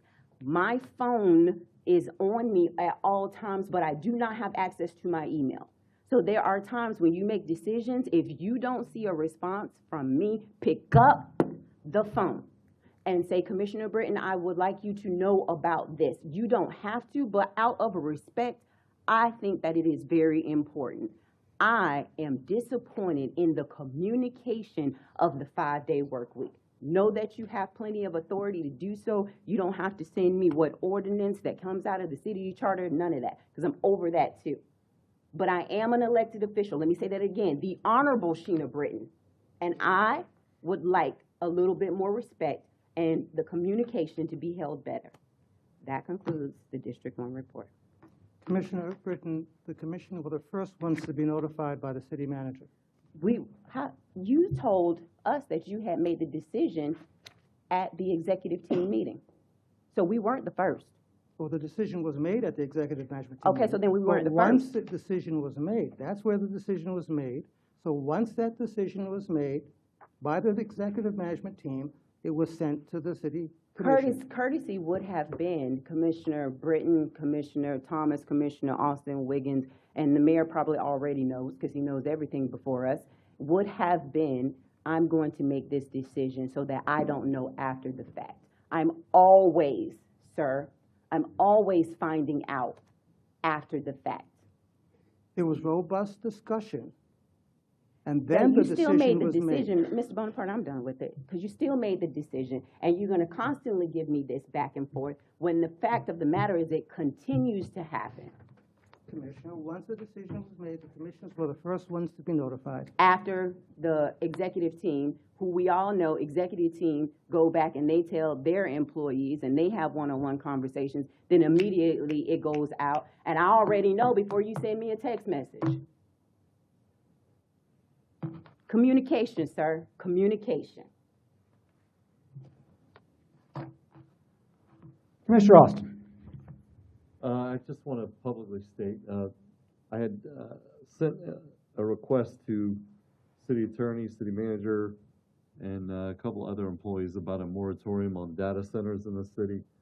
I would like us to discuss this at this time, a moratorium on any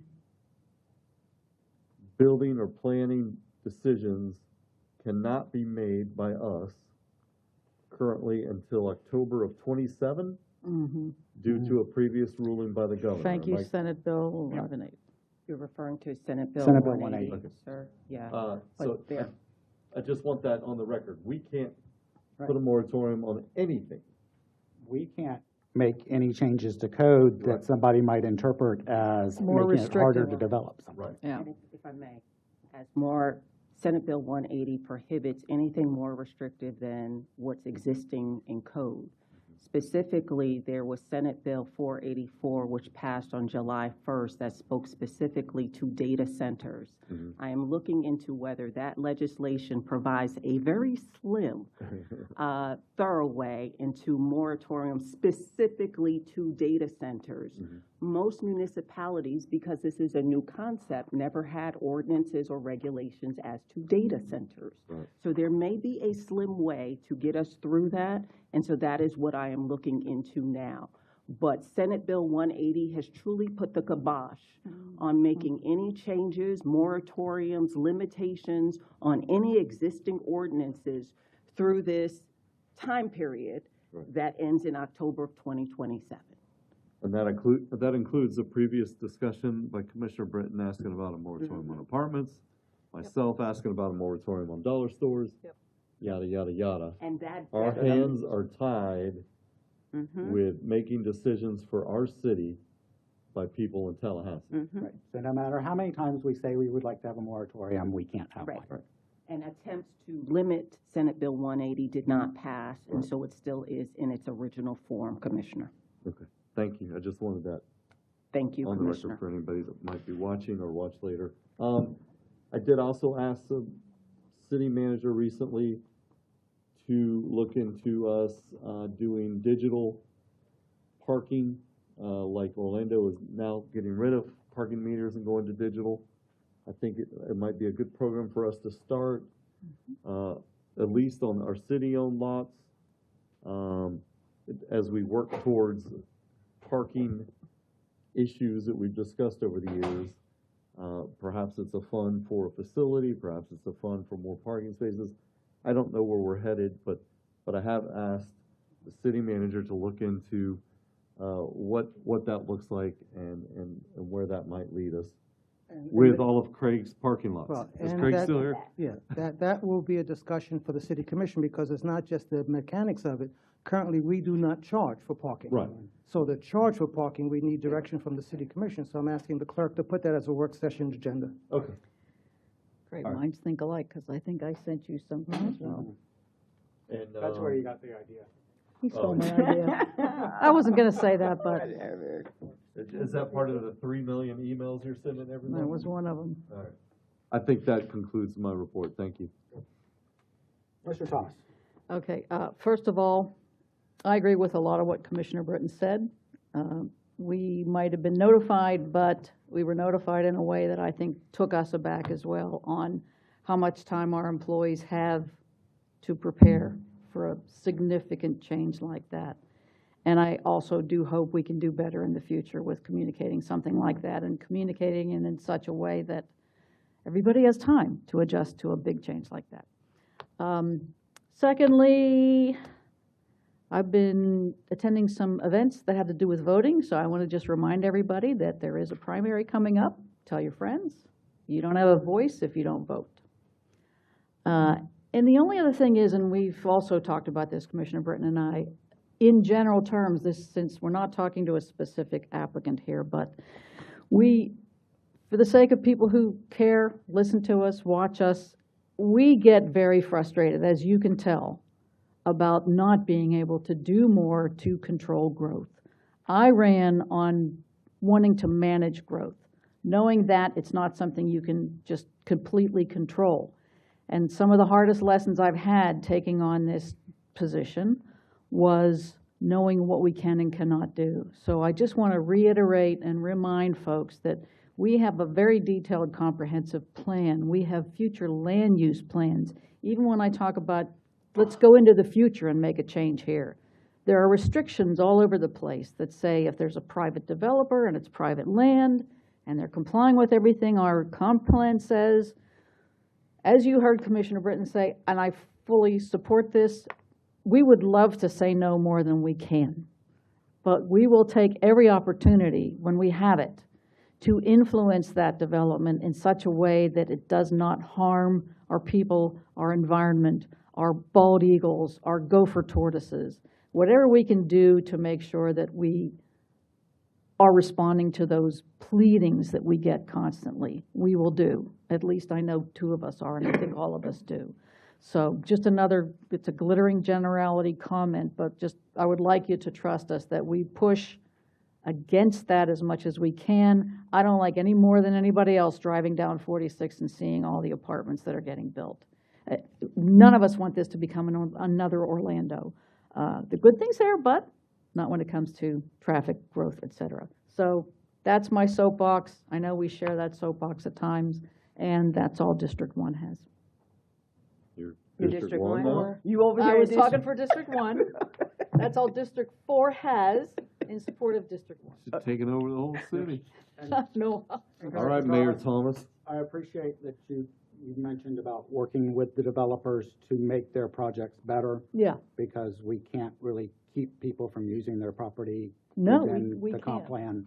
But fortunately, they listen. As someone who, for many years, worked changing our regulations to raise the standards, and now being frustrated that there are things I would like to still change that we cannot do.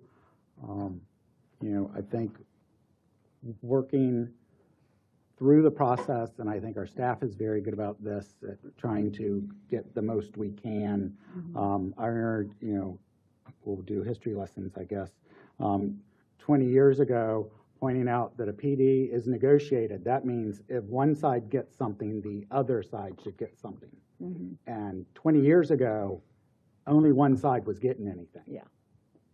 So we have come a long way. We have come a long way. There is still See, now when you are room to not go. there anymore, who's going to give me those history lessons? I'll stop by every now and then and give you a Okay. history lesson. Appreciate that. And maybe if you're done with your time. You already had yours. So since you've been around since the 1900s. Yeah. If it were up to me, and I say this to people all the time, I think they should have stopped letting people build new stuff in like 1970. But a whole lot of the people that don't want us to build anything else Hmm. wouldn't have a place to live because all those places that they're living in weren't built in 1970. So there was a time when a city might have been approached about a project where they could say, okay, you can build that, but you got to do this for us, right? Well, within parameters, that's Right. what we do Well, no, in our I know. PV process. We do it in a different way now, but back years Oh, ago. yeah, back in the day, It could have we been do a it fire ethically. truck, it could have been Yeah. a building, it could have been. Yeah, it was a lot sketchier back then. Right, but we can't do that anymore. Right. And I don't But we'll think still do people what we always can understand ethically. that. Yeah. Well, if they're gonna build a new apartment, then make them buy you a fire truck. Yeah. Well, we wish we could. Well, in a roundabout way, they might be in their impact fee. Well, true, but. All right. Anyway, Couple thanks other for listening. things. Central Florida Pledge. Oh. Doesn't seem like that should be a hard thing to get passed. There's Is just that one something that little needs to be clause I'd like to on- take out. You can't do that. The know. pledge is written. I know. What was that you didn't like? Well, I can't promise that I'll never be inflammatory. Oh.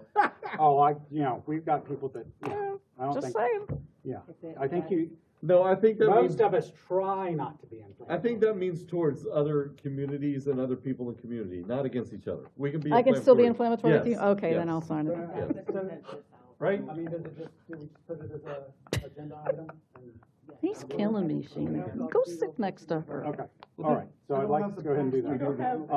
To keep me under control. I'm sorry, Excuse Mr. me. Mayor, how do we need to proceed? We're going to do an agenda item, The city attorney will take care of it. Well, I Yeah. thought, and I believe a proclamation comes with it, right? Yes, and we need to coordinate that with Ms. Kelly's Okay. office so that, because So they they would can like be to be present Okay, as part of the ceremony. all So right, I will reach out and let them know that we are, the consensus is to move forward and see when they're available to come back. okay. Thank you, Attorney Green. Since we're talking about 1,4-dioxane, I happened to look at the website. Our update on the 1,4-dioxane is probably due for a refresher. And specifically, if we can get something about the current status of our new plant. I think last time it said we were at 30% and we were going to hire somebody. So if we can get that updated, I appreciate it. are we, I'm sorry. I thought about this earlier during the shade meeting. Are we allowed to publicly at least post something in regards to what is currently going on? I think we can post the timing. The timing, the date? Well, no, I mean, the case, are we allowed to publicly, I don't know as if everybody understands that we are pursuing. I can work with Ms. Holder Okay. about some communication. We want to keep it light. Well, maybe even on that same page. Right. But I Just don't, advise that the case is pending. right. Okay. I don't think, necessarily the entire Is city aware. knows that we are. And there is a pursuing. tab on that page. Okay. Yeah, that there is. mentions the litigation. Yeah, it's good now. But very Just needs vaguely. updating. Okay. Okay, Brent, we'll all right. And then Cart Fest this weekend, I want to thank all of the staff that was involved in getting that done. I know I hassled several of them numerous times. And I know there was some comments made on Facebook that were directed at the city when they shouldn't have been. Our staff, in my opinion, was doing everything they possibly could to make sure that event worked and went well. And there was some misinformation, not from us, that we got blamed for. But It was a unique, first of its kind event, and our staff came through. It went very well. colors. Yeah. I'm sure there will be a conversation about improvements to it and some changes. And now we will have probably a year to consider things like that rather than just a month. But I just wanted, that event went very well. I don't, of course, I don't understand people that spend $100,000 on a golf cart, but that's just me. I might spend it on a boat, but not on a golf cart. De gustibus non est disputandum. To each his own. Okay. All right, and with that, we are adjourned. Claudia, you're hilarious. What, don't you speak Latin? No.